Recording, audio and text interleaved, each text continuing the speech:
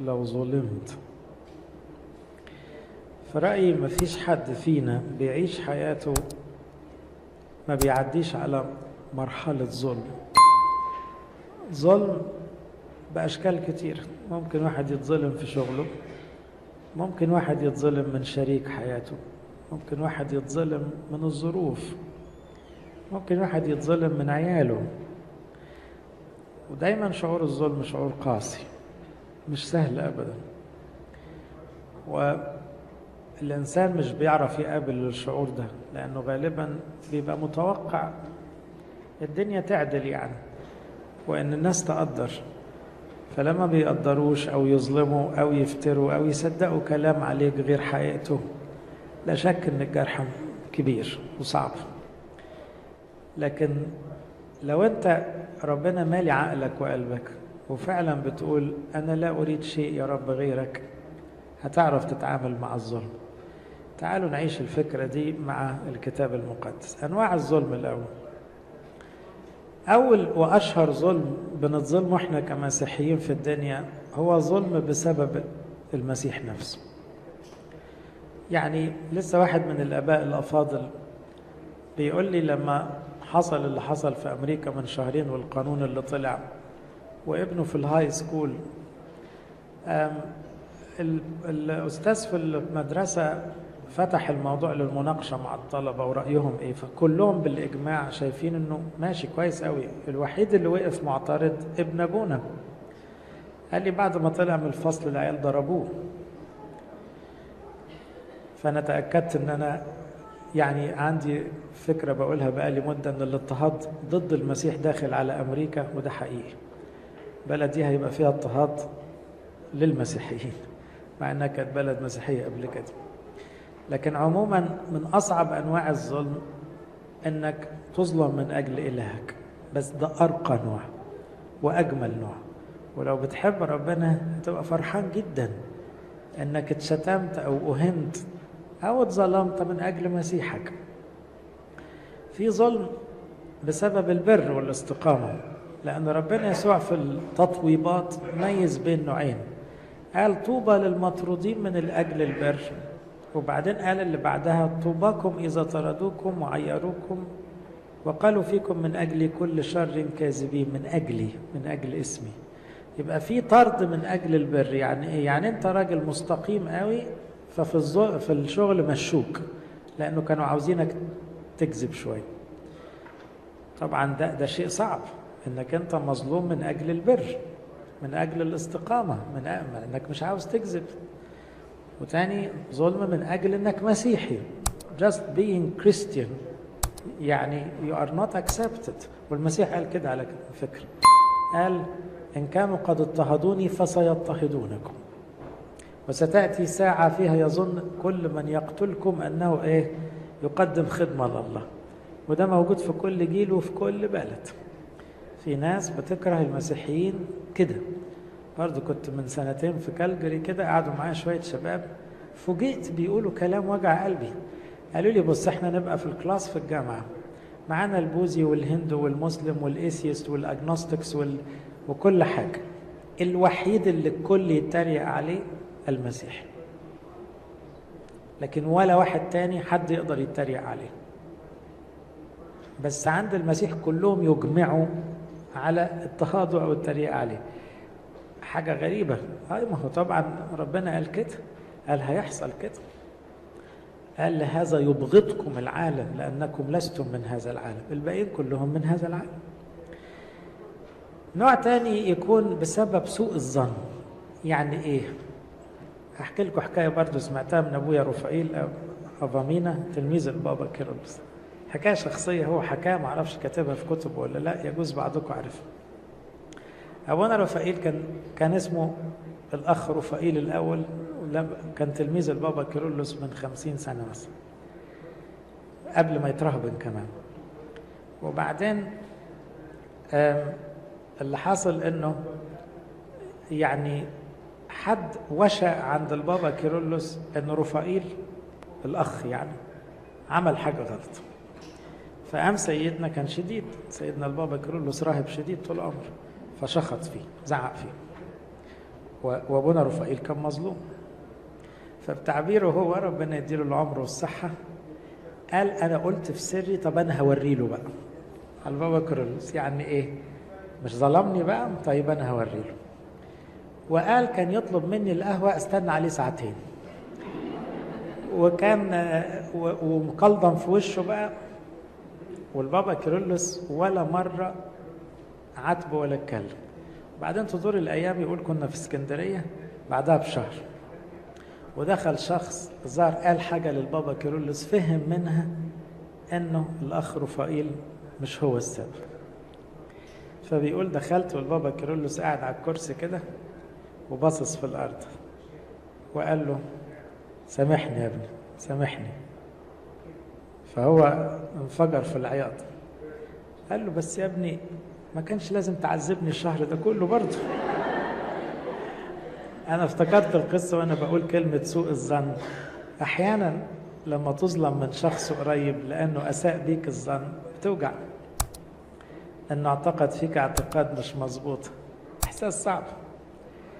شكل آخر من أشكال الظلم، ظلم بسبب طمع أو أنانية اللي حواليك. بيبقى بيوجع برضه أن ليك أخ مثلا طمع في ورث، أو استكتر عليك حاجة جايالك وانت بتحبه فبتوجعك. يعني ليه تظلمني في حتة زي كده؟ احساس الظلم ساعات من ربنا نفسه. كل دي اشكال بتوصل نفس الفيلينج بتاع الظلم، انه يا رب انا بحبك وبخدمك، ليه جاي عليا كده؟ ليه الدنيا ماشية بالضغط كده؟ ليه باليمين والشمال؟ طيب يعني فبرضو احيانا ممكن تشعر ان ربنا اللي ظلمك، زي ايوب قال له كده، قال له انت ظلمتني، قالها له كده في وشه. الاحساس بالظلم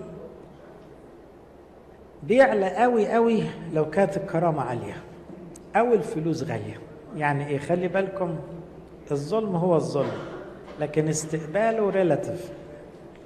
في واحد ما بيستحملوش خالص لان كرامته عاليه فتلاقيها ينفجر، أو لأن الفلوس عنده غالية فبرضه تلاقيه مش طايق نفسه. يعني لو أخين واحد خد أكتر من حقه في الورث، لو التاني الفلوس مش فارقة معاه ومتواضع تلاقيه عديها، هو فاهم إنه اتظلم بس بلعها وعادي.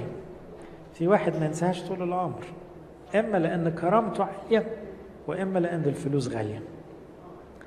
الإحساس بالظلم يبقى متوسط شوية لو كانت عشرتك بربنا سنداك في صلاة في إنجيل في كنيسة في خدمة، فتبقى زي اللي مسنود على دي، فأنت اتظلمت من الجنب ده بس مسنود على الجنب ده بتعرج.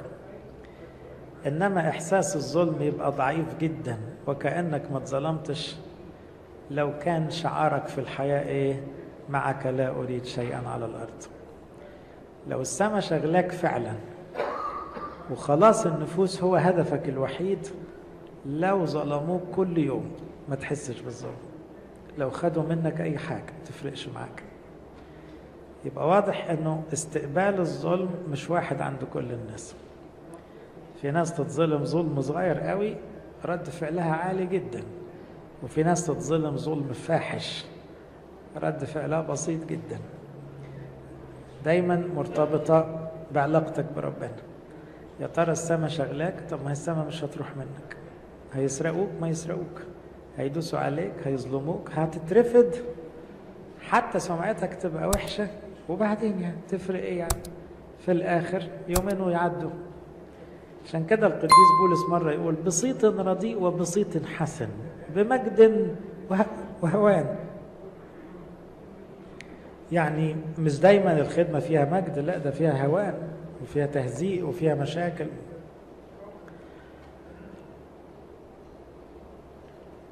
بصوا بقى، ربنا يسوع هو مثلنا الأعلى في الظلم. اتقال عليه ظلم أما هو فتذلل ولم يفتح فاه، كشاة تساق إلى الذبح كنعجة صامتة أمام جازيها فلم يفتح فاه. He was oppressed, he was afflicted, but he opened not his mouth. فأول رياكشن سليم للظلم، أرجوك ما تستعجلش وتتكلم من فضلك. لما تتظلم ويت، اهدى شوية، اقبل، فكر، صلي، أكيد فيها خير. إذا كان ربنا له المجد قدوس القديسين ظلم وظلم ظلم محدش فينا يقدر يتظلمه، أعلى درجة ظلم في التاريخ، لأنه بار تماما. يعني احنا غلطانين. مرة قديس قال كلمة حكمة، قال ايه؟ قال لما يظلموك بغير حق اذكر كم مرة مدحت بغير حق. فاهمنا؟ يعني اتظلمت بدون حق، عابوا فيك وما لهمش حق. طب مش في ناس مدحتك برضو ما لهمش حق؟ يو كتير. طب خلاص، دي توزن دي. أما ربنا له المجد فلا يستحق إلا الكرامة. لما يتظلم طبعا ده ربنا ما بيغلطش، فبالنسبة له عالية جدا. ومع هذا ظل صامتا. والصمت في الظلم يحتاج إلى درجة روحية، لأن بيبقى الواحد عاوز يصرخ ويقول غلط ظلم، بيبقى عاوز يصرخ على لسانك تقول ظلموني، إنما الشاطر اللي يسكت ويتشبه بالمسيح. يجوز يسكت مؤقتا ويتكلم ليتر اون، لأنه مش دايما السكوت هو الحاجة الوحيدة، لكن على الأقل أن تقبل الظلم. اقبله. ليه؟ ربنا سمح بيه. هو ربنا يعني حصلت من وراء؟ مش هو اللي سمح بيه؟ بدل سمح بيه يبقى لفايدتك. داود اتظلم ظلم شديد من ابنه لما أبشالوم عمل ثورة عليه وابتدى ياخد الناس منه. كانت موقف صعب جدا نفسيا. ليه؟ الناس ابتدت تنسى إنجازات داود وتعلقت بالشاب المستهتر ده اللي ايه عامل فيها منظر، وكل عقلهم بكلمتين. بس ده ابنه، وابتدى يشيع عليه على ابوه. اصل ابويا مش مركز دلوقتي، ابويا كبر، وابويا مش بينصفكم، مش بيسمع مشاكلكم. عمال يتظلم. وبعدين قامت الثورة وأبشالوم جاي بناسه وهياخد القصر وياخد المملكة. انسحب داود في خجل وفي صمت. زاد وغطى. بقى مين بقى اللي صحيوا ساعتها؟ قرايب شاول بقى.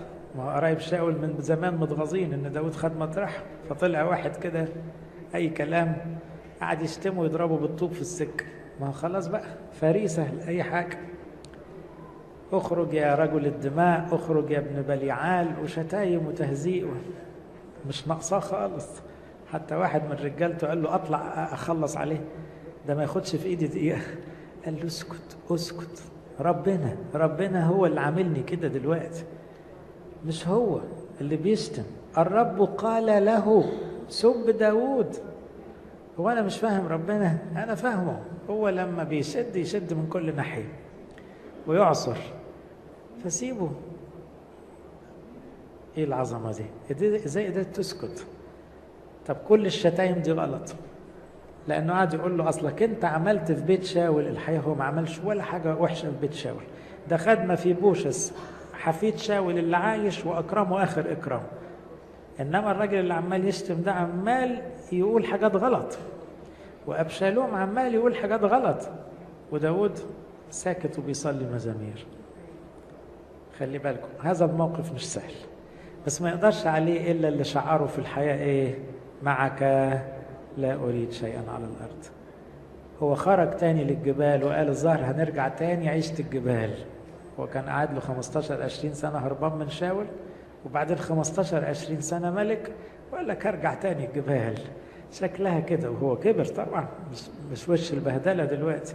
اسألوا ماله، الجبال فيها أحلى ذكريات. يلا. القبول يعني إيه؟ لا تخجل من أن تظلم. إلهك اتظلم، ما تتكسفش، لأن في ناس صدقت عليك كلام غلط. المسيح اتقال عليه كلام غلط، المسيح اتقال عليه مختل العقل، المسيح اتقال عليه بيعمل فتنة، المسيح اتقال عليه هيكسر الهيكل ويهده وهيقلب الرومان علينا، وتهم فلسه وتهم حقيقية، والناس صدقت. خلي بالكم، ما الأصعب ما في الأمر إنك تلاقي ناس متصدقة. يا جماعة كل ده كذب. خلاص بقى، هتقول لمين؟ اتقال في العبرانيين كلمة جميلة قوي: تذكروا الأيام السالفة التي فيها بعدما أنرتم. بولس بيصبر العبرانيين اللي أمنوا بقوا مسيحيين ومعرضين لظلم: صبرتم على مجاهدة آلام كثيرة من جهة، مشهورين بتعييرات وضيقات، ومن جهة أخرى صائرين شركاء الذين تصرف فيهم هكذا، لأنكم رثيتم لقيودي أيضا وقبلتم سلب أموالكم بفرح. نجالنا وقت في صعيد مصر من 3 سنين أو من 2 كانت في حاجات صعبة جدا بتحصل. يعني واحد ممكن يروح بيته وتبقى العمارة بتاعته يلاقي ناس موجودة ويقولوا له أنت مالكش حاجة في العمارة دي، واضرب راسك في الحيط أنت وعيالك، ولو قلت كلمة زيادة هنخطف عيالك. ظلم فاحش، شيء صعب قاسي، ومفيش حكومة ومفيش بوليس ومفيش قانون، هتعمل ايه؟ ده كان موجود وموجود بكتير الحاجات دي، ربنا رفع يعني بس آلام صعبة. هي دي نفس اللي حسوه العبرانيين الأوائل لما دخلوا المسيحية، اليهود بهدلوهم، فقال لهم قبلتم سلب أموالكم بفرح. ما ده نوع من أنواع الظلم، يبقى شاع عمرك كله بيتاخد قدام عينيك كده وما تقدرش تفتح بقك، وبس حافظ على نفسك وعيالك يبقى كويس. عالمين في أنفسكم أن لكم مالا أفضل في السماوات وباقيا، يعني خدوا الدنيا مش هياخدوا السماء. مرة تاني القديس بطرس قال حاجة شبه كده، قال: لا يتألم أحدكم كقاتل أو سارق أو فاعل شر أو متداخل في أمور غيره. يعني ما تعملش عملة تدفع ثمنها فتقول أنا بتبهدل لأني سرقت، طب ما هو تستاهل، أو لأني عملت حاجة غلط. لا، بص، اتألم وانت مش غلطان، دي أجمل حاجة. لكن إن كان يتألم أحدكم كمسيحي، اللي هي بقى مظلوم يعني، فلا يخجل. يعني لو انت بس بتتشتم لأنك مسيحي، أو لو بيضغط عليك عشان مبادئك المسيحية، أو بتتظلم بأي درجة لمجرد أنك انت بتاع ربنا، لا ما تتكسفش بقى، ده فخر ليك، دي هتقف بيها قدام ربنا، دي حاجة كبيرة. يأتي الشهداء حاملين عذاباتهم، يأتي الصديقون حاملين فضائلهم. فأنت الظلم اللي حصل في حياتك تيجي كده تقول له يا رب ما عنديش حاجة اديها لك، ينفع تاخد شوية الظلم دول؟ أنا برضو عشانك اتظلمت، أو لما اتظلمت سكت عشانك، كان ممكن أصرخ وكسر الدنيا بس أنا قلت لا، عشانك هسكت. بل يمجد الله من هذا القبيل. تاني حاجة مهمة أوي، لما تتظلم أرجوك الجأ للصلاة. مفيش حاجة هتسعفك ولا ترفعك ولا تلحقك إلا الصلاة. مفيش حاجة هتسندك عشان تقبل الظلم اللي انت فيه إلا الصلاة. على فكرة الظلم ده بيحصل حتى جوه الكنيسة، حتى مع الخدام، حتى مع أقرب الناس لربنا بيحصل ظلم. وفي تاريخ الكنيسة ياما بطاركة وأساقفة اتظلموا وكانوا ساكتين، واتشتموا واتهانوا واتهموا تهم صعبة، وكانوا يفضلوا ساكتين، بس ساكتين في حالة صلاة. لأنه إيه؟ على طول بيبصوا على الصليب، يا رب أنت اتظلمت وسكت، أنا يعني ما اتظلمش، ده أنا اتظلم ونص. يا سلام. يحكوا مرة حكاية كده برضو عشان ما تسرحوش عن القديس أثناسيوس. القديس أثناسيوس اتنفى 5 مرات، يعني أبونا البابا شنودة اتنفى مرة، حضرناها مرة طويلة كذا سنة، لكن البابا أثناسيوس نفي 5 مرات عن كرسي، يعني كانت حياته كلها مرار. وفي مرة كان يحاكم، وكانوا الأريوسيين دول أشرار جدا، هراطقة وكمان أشرار، فكانوا بيدعوا عند الإمبراطور تهم غريبة بقى، مدعيين إن مثلا البابا أثناسيوس ده بيهرب القمح بتاع مصر لصالح نفسه، بيعمل فلوس يعني، وبيهرب القمح عشان يوقعوه في السياسة مع الإمبراطور. بس ما تهمة بقى من التهم الإيه البشعة، إن جابوا ست شريرة وقفت في المجمع كده كلهم أساقفة في بعض، وقالت على فكرة البابا أثناسيوس ده أخطأ معايا. البابا أثناسيوس بص في الأرض وصلى. كان له تلميذ، هم كلهم بقى ايه، احنا كمان في لبسنا القبطي كلكم عارفين كله رهبان زي بعض، ما بياخدوش بعض، يعني بيقلعوا العمم فبتبقى كله شبه بعض. طبعا الست دي عمرها ما شافت البابا أثناسيوس، هم حفظوها الجملة يعني. فتلميذه كان اسمه تيموساوس اللي بقى بطرك بعديه، كان ربنا اداله حكمة، انفض من مكانه قال لها يا ست بلاش ظلم، انت عمرك شفتيني، انا عمري قابلتك، وعمل نفسه هو مين؟ البابا أثناسيوس. فوقعت في المطب، قالت له ايوه انت عارفاك طبعا. فالناس كلها ضحكت وعرفوا انها ايه؟ انها خدعة. لكن شوفوا الى هذه الدرجة ممكن يوصل الظلم في اهانة رجال الله، ممكن، كل شيء ممكن. قال الملك مالي ولكم يا بني صروي، ارجع لداود، دعوه يسب لأن الرب قال له سب داود. ومن يقول لماذا تفعل هكذا؟ مين اللي يقول له بتعمل كده ليه؟ ده ربنا. ربنا بدال بيشد عليا يبقى أنا محتاج يتشد عليا. شوفوا التواضع الحلو بقى، بدال بيشد عليا يبقى أنا محتاج يتشد عليا. هو ما بيغلطش، مش مهم ده بقى فلان ولا علان، الظروف ايه، شكلها ايه، أنا بتعامل معاه هو، مش بتعامل مع اللي في النص. اللي في النص دول أدوات، لكن أبويا يعمل فيه اللي هو عاوزه، يربيني ويظبطني. الصلاة ترفع درجة التسليم. لما تصلي كويس وانت مظلوم تلاقي حاجة حلوة حصلت، تلاقي اتكالك على ربنا زاد. من ثمار الصلاة انك خلاص يا رب اللي انت عاوزه، انا مسلم، انا مش لازم تمشي بدماغي الحكاية، مش لازم الناس تعرف الحق دلوقتي، يكن ما يكون، اوكي. إن هذا فضل إن كان أحد من أجل ضمير نحو الله يحتمل أحزانا متألما بالظلم. أي مجد هو إن كنتم تلطمون مخطئين فتصبرون، بل إن كنتم تتألمون عاملين الخير فتصبرون، فهذا فضل عند الله. يعني لما تتظلم قوي وتفضل مكمل في طريق الخير، حاجة كبيرة عند ربنا. لأنكم لهذا دعيتم، فإن المسيح أيضا تألم لأجلنا تاركا لنا مثالا لكي تتبعوا خطواته، الذي لم يفعل خطية ولا وجد في فمه مكر، الذي إذ شتم لم يكن يشتم عوضا، وإذ تألم لم يكن يهدد، بل كان يسلم لمن يقضي بعدل. الحتة دي جميلة قوي. يعني إيه؟ ما تصدقش يا حبيبي لما الظلم يزيد أن ربنا مش عادل، لا، سلم لمن يقضي بعدل. هو عادل بس عنده مواعيد مختلفة، وفي ميعاد لإظهار الحقيقة، وليس مكتوم إلا ويظهر، ليس خفي إلا ويعلن. لو اتشتمت قد كده والناس كلها قالت عليك قد كده، لازم يجي اليوم اللي يعرفوا الصح من الغلط. مفيش حاجة بتفضل مستخبية على طول. فسلم، سلم لمن يقضي بعدل، ومش هتعرف تسلم إلا لما تصلي كويس. الصلاة كمان بتعمل إيه؟ بتحمي قلبك من الغضب. مع الظلم بيحصل مشاعر وحشة كتير، منها إن الواحد بيشيل من الناس، بيقع في الإدانة، ممكن يقرب من الكراهية لأن الظلم صعب، فمتغاظ لأن الظالمين ممكن يبقوا مرتاحين والمظلومين معذبين، فإحساس قاسي. لا، حاسب، مش هتقدر تطلع من المشاعر الصعبة إلا بالصلاة. انظروا ألا يجادي أحد عن شر بشر، بل كل حين اتبعوا الخير بعضكم لبعض وللجميع. افرحوا كل حين، كل حين including فترات الظلم.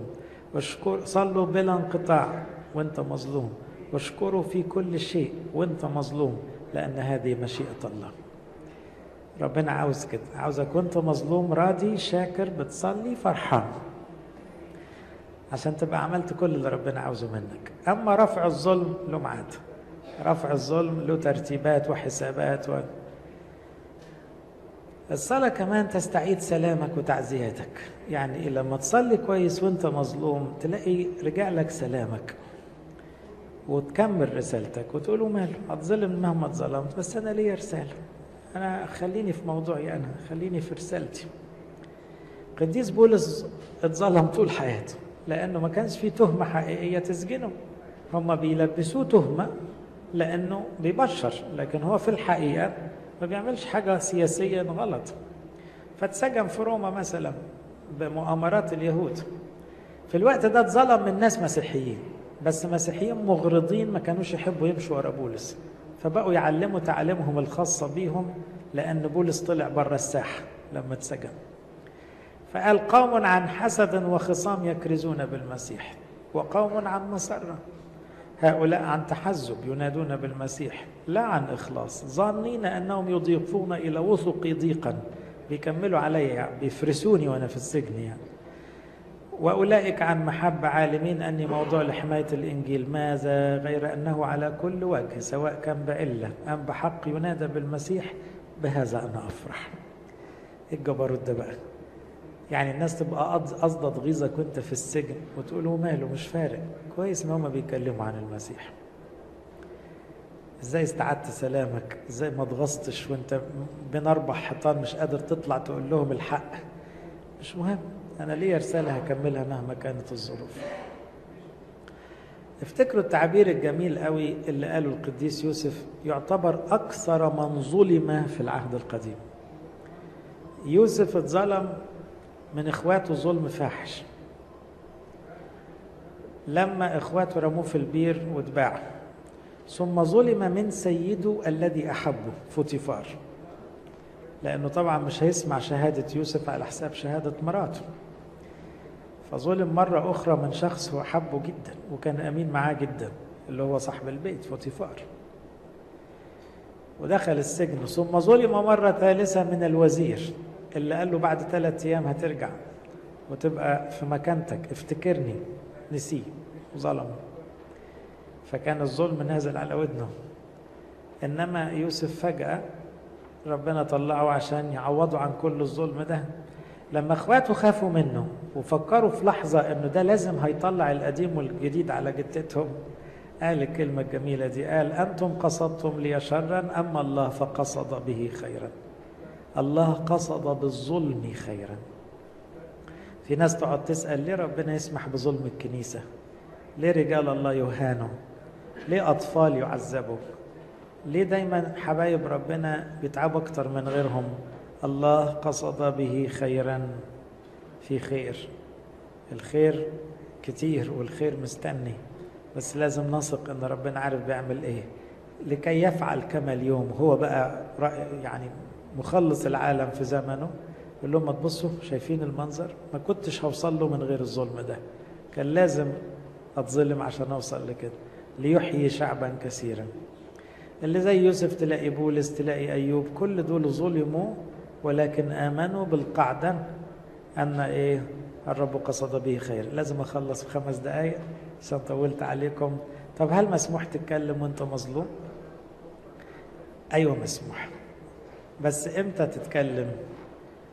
في مثل جميل في لوقا 11 يقول ايه؟ كان يخرج شيطانا وكان ذلك اخرس، فلما خرج الشيطان تكلم الاخرس فتعجب الجموع. فقوم قالوا ظلموا المسيح، قالوا ايه؟ ببعلزبول يخرج الشياطين. طبعا ده ظلم جديد، ان المسيح يتشتم مش شتيمة عادية، يتشتم انه رئيس شياطين وهو بيعمل كل الخير. لكن ربنا يسوع اتكلم وجاوب وقال بصوا يا جماعة، مملكة تتقسم على روح هتخرب. لو انا رئيس شياطين بطلع الشياطين كانت المملكة خربت من بدري. ايه الروقان ده؟ انت بترد ازاي بالبساطة دي؟ دول بيشتموك انت يا رب، ربنا قالوا ماله، معلش. يبقى للكلام وقت وللسكوت وقت. عادة الصمت والصلاة أهم، لكن ممكن تتكلم. لما مرة تاني اتهموا انه أكل وشريب خمر، قال لهم طب ممكن تسمعوني أقول لكم حجة؟ أصل جالكم يوحنا المعمدان ما بياكلش وما بيشربش، قلتوا ده فيه شيطان. جالكم ابن الإنسان ياكل ويشرب، طلعتوا عليه سمعة بتاع إيه؟ عشارين وخطاه ومحب للخمر. طب أعمل إيه طيب؟ ما فيش حاجة بتعجبكم، الحكمة تبررت من بنيها. يبقى لما تيجي تتكلم وانت مظلوم صلي كويس قوي وقول يا رب اديني حكمة، لأن أنا مش عاوز أدافع عن نفسي بس، أنا عاوز أعمل اللي أنت عاوزه، لأني معك لا أريد شيئا على الأرض. أنا حتى لا أريد إظهار براءتي إن كان يتعرض مع مشيئتك. أنا اللي يهمني يا رب تكون أنت فرحان بي وأكون فرحان بيك. إن كان الظلم هيمتعني بيك خليني مظلوم، لكن ما ترفعوش إلا لغرض خلاص. اتكلم لو كان ده يخص خلاص الآخرين. خلي بالكم، ما تقدرش تفضل ساكت عن ظلم بيجي على ناس تانية. لا، انت كنت عاوز تستحمله بيرسونال استحمله، لكن لو في أطراف أخرى لا، اقف ودافع. اتكلم لو كان يخص التعليم، مفيش حاجة اسمها تسكت والتعليم مظلوم، لا، ده حق ربنا مش حقك، دافع عنه. اتكلم لو في ناس مستفيدة من الكلام. اتكلم بعد صلاة وهدوء ومراجعة نفس. اتكلم عشان تعالج نفوس مريضة وتوضح الحق اللي موجود. لكن لو احتملت الظلم تتشبه بالمسيح. لو احتملت الظلم تقتني نفسك. لو احتملت الظلم تمتلئ من الروح القدس. لو احتملت الظلم الدنيا هتصغر والسماء هتكبر. هتلاقي الدنيا صغيرة قوي لما بتتظلم، وهتلاقي السماء كبيرة قوي، فهتحبها أكتر